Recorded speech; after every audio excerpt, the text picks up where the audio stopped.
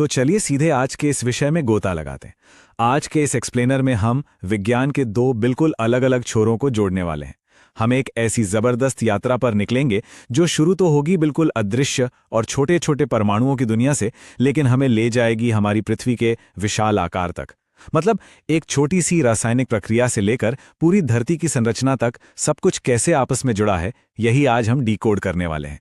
आगे बढ़ने से पहले एक नजर डाल लेते हैं कि आज हम क्या क्या कवर करने वाले हैं। हम शुरुआत करेंगे आयोनिक यौगिकों के गुणधर्मों से, फिर देखेंगे ध्रुवीय विलायक और घुलनशीलता, आयनों की विद्युत चालकता, और उसके बाद सीधा रुख करेंगे पृथ्वी की आंतरिक संरचना का, और अंत में बात करेंगे खनिज, अयस्क और अशुद्धियों की। तो चलिए सबसे पहले बात करते हैं हमारे पहले टॉपिक की, आयनिक यौगिकों के गुणधर्म। यहाँ जो सबसे जरूरी बात है समझने वाली वो ये कि आयनिक यौगिकों का नेचर काफी खास होता है। आप इन्हें ठोस, भंगुर और बेहद कठोर पाएंगे। अब आप सोचेंगे ऐसा क्यों? तो देखिए, धनात्मक और ऋणात्मक आयनों के बीच ना एक बहुत ही जबरदस्त आकर्षण बल होता है। ये दोनों एक दूसरे को इतनी जोर से जकड़े रखते हैं कि एक बेहद कठोर जालक या कह लीजिए एक लैटिस बन जाता है। इस पकड़ को तोड़ना कोई बच्चों का खेल नहीं है, इसके लिए बहुत ज्यादा ऊर्जा चाहिए होती है।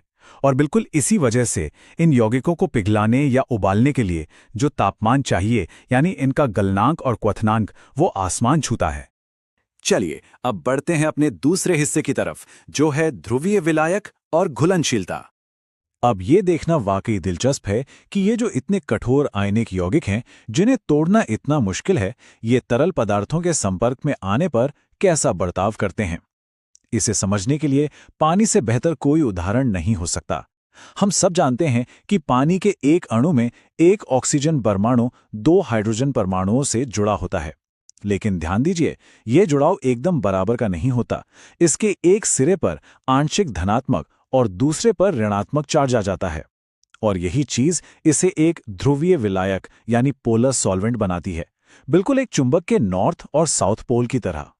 और ये उदाहरण बहुत ही शानदार तरीके से समझाता है कि असल में आणविक स्तर पर खेल क्या चल रहा है। जरा सोचिए, दो क्लासमेट्स एक ही पेंसिल और रबर शेयर कर रहे हैं। दोनों की पहुंच है, लेकिन एक बच्चा थोड़ा ज्यादा ताकतवर है और वो चीजों को अपनी तरफ खींच लेता है। ऑक्सीजन के पास 8 प्रोटॉन होते हैं, तो वो साझा किए गए इलेक्ट्रॉनों को अपनी तरफ ज्यादा जोर से खींच लेता है। इस खिंचाव की वजह से ऑक्सीजन पर हल्का सा नेगेटिव चार्ज आ जाता है, जिसे हम डेल्टा माइनस कहते हैं। और दूसरी तरफ, क्योंकि हाइड्रोजन के इलेक्ट्रॉन उससे थोड़े दूर खिसक गए हैं, तो उस पर हल्का सा पॉजिटिव चार्ज यानी डेल्टा प्लस आ जाता है ना? कमाल की बात। अब देखते हैं कि असल में घुलने की यह प्रक्रिया होती कैसे है। मान लीजिए आपने पानी में नमक डाला। अब पानी की यही जो ध्रुवीय प्रकृति है ना, वो नमक की उस कठोर लैटिस संरचना की धज्जियां उड़ा देती है। नमक यानी सोडियम क्लोराइड पानी में जाते ही टूट जाता है। होता यह है कि सारे पॉजिटिव सोडियम आयंस पानी के नेगेटिव ऑक्सीजन परमाणुओं के चारों ओर भीड़ लगा लेते हैं, और दूसरी तरफ सारे नेगेटिव क्लोराइड आयंस पानी के पॉजिटिव हाइड्रोजन परमाणुओं की तरफ खिंचे चले आते हैं। देखते ही देखते एक इतना कठोर यौगिक पानी में पूरी तरह गायब यानी घुल जाता है। चलिए अब अपने तीसरे टॉपिक पर नजर डालते हैं, आयनों की विद्युत चालकता। इस पॉइंट पर एक बहुत ही चौंकाने वाली बात सामने आती है। क्या आपको पता है कि एकदम शुद्ध और ठोस नमक कभी भी बिजली कंडक्ट नहीं कर सकता? जी हाँ, लेकिन जैसे ही आप इसे पानी में मिलाते हैं, इसके आयन अलग हो जाते हैं और इलेक्ट्रोड्स के बीच बिजली ले जाने का काम शुरू कर देते हैं, जिससे करंट बहने लगता है। इसका एक और तरीका भी है।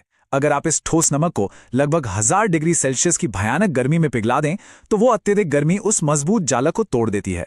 फिर क्या, आयन आजाद हो जाते हैं और सुपरमैन की तरह तेजी से उड़ने लगते हैं, जिससे बिजली का प्रवाह आसानी से हो पाता है।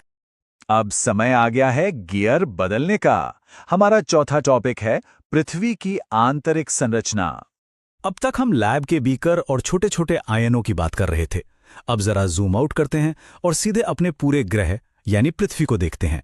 मोटे तौर पर पृथ्वी को 3 मुख्य परतों में बांटा गया है। सबसे अंदर है क्रोड या कोर, जो उबलते हुए पिघले लावा और मैग्मा से भरा पड़ा है, और इसका लगातार घूमना कोई छोटी बात नहीं है। इसी से पृथ्वी का वो विशाल चुंबकीय क्षेत्र बनता है जो हमें सूरज की जानलेवा सौर ज्वालाओं से बचाता है। इसके ठीक ऊपर वाली परत को मेंटल कहते हैं, और सबसे बाहर है भूपरपटी यानी क्रस्ट।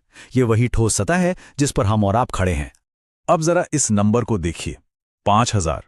ये कोई आम नंबर नहीं है, ये पृथ्वी के कोर का तापमान है, वो भी केल्विन में।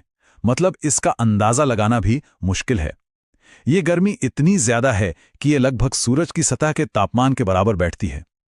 हमारी धरती भले ही बाहर से ठंडी और शांत लगती हो, लेकिन अंदर से वो आज भी किसी भट्टी की तरह दधक रही है। और अब एक और विशाल नंबर पर आते हैं, 12,262 मीटर। जानते हैं ये क्या है? रूस में एक जगह है कोला सुपर डीप बोरहोल। ये उसकी गहराई है। इंसान ने आज तक धरती में इससे गहरा गड्ढा नहीं खोदा है। सुनने में ये 12 किलोमीटर से भी ज्यादा की गहराई बहुत ही विशाल लगती है ना? लेकिन कहानी में असली ट्विस्ट यहीं पर है। चलिए इस 12 किलोमीटर गहरे गड्ढे की तुलना जरा भूपर्पटी की असली मोटाई से करते हैं। हमारी पृथ्वी की ये बाहरी परत यानी क्रस्ट अलग अलग जगहों पर 4.8 किलोमीटर से लेकर 69 किलोमीटर तक मोटी है। जहां महासागर है वहां ये थोड़ी पतली है और विशाल पहाड़ों के नीचे ये बहुत मोटी है। अगर औसतन देखें तो ये 15 से 20 किलोमीटर के आसपास बैठती है। तो समझने वाली बात यह है कि इंसान की खोदी गई सबसे गहरी खदान भी इस सबसे ऊपरी परत को पूरी तरह से पार नहीं कर पाई है। हमने तो सचमुच अभी तक धरती की सतह को बस हल्का सा खुरचाई है। चलिए अब हम अपने एक्सप्लेनर के आखिरी खंड पर आते हैं, खनिज, अयस्क और अशुद्धियां। हमारी इस यात्रा का ये आखिरी पड़ाव हमें एक बहुत ही अहम बात सोचने पर मजबूर करता है।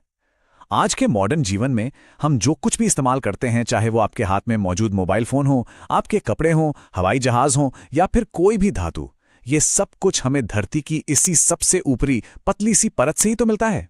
यहीं से हम खनिज निकालते हैं। खनिज यानी वो प्राकृतिक तत्व या रासायनिक यौगिक जो पृथ्वी के अंदर पाए जाते हैं। हाँ, ये सच है कि सोना या प्लैटिनम जैसे कुछ तत्व आपको शुद्ध रूप में मिल सकते हैं क्योंकि वो अक्रिय होते हैं, लेकिन ज्यादातर खनिज ना दूसरे तत्वों के साथ केमिकल बॉन्ड बनाकर यौगिकों के रूप में ही मिलते हैं।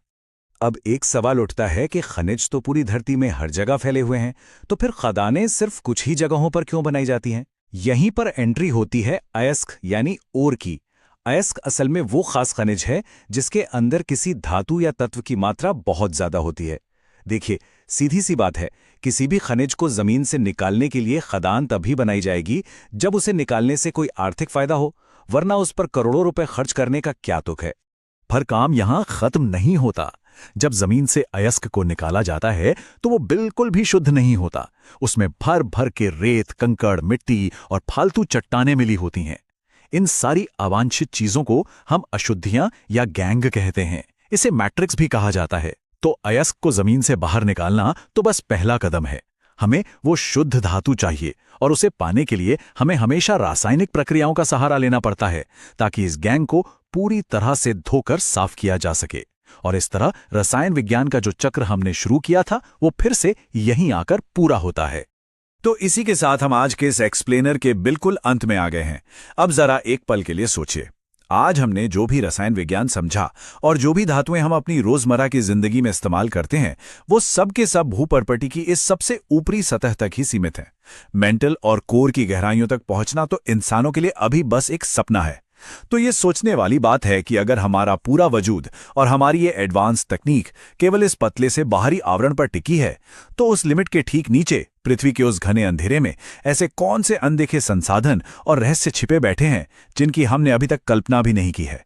सच में ये एक ऐसा सवाल है जो दिमाग को झकझोर देता है और हमें और ज्यादा खोजने के लिए प्रेरित करता है।